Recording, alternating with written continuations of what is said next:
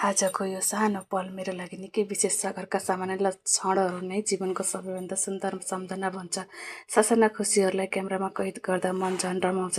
आज पनि हामीले रमाइलो गर्दै समय बितायौँ, हाँस्यौँ, खेल्यौँ। मायाले भरिएको हरेक पलले दिनलाई अझ सुन्दर बनाए। यस्ता क्षणहरू धेरै ठुलो हुँदैन, तर सम्झनामा भने सधैँ रहिरहन्छ। जीवनमा खुसी खोज्न धेरै टाढा जानु पर्दैन। आफ्नै परिवारसँग बिताएको एक एक पल नै सबभन्दा ठुलो खुसी हो।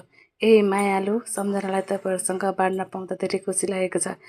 साथीहरू, आज चाहिँ मैले मकै उसिनेको थिएँ अनि मकै उसिनेर अनि मम्मीलाई दिएँ।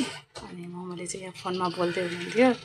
अनि त्यसपछि मैले सानो बेबीलाई पनि दिएँ होइन। सानो बेबीले पनि कस्तो मजाले खाने कि मकै, कति मिठो मानिन्। अनि त्यसपछि मैले पनि प्लेटमा लिएँ। अनि मैले प्लेटमा लिएको सबै उनले क्याप्चर गरेछन् कि सबै उनले नै लिने भन्छन्। अनि मलाई खानै नदिए कि। अनि त्यसपछि मैले पनि खाएपछि अनि सानो बेबीले नि खाइन्।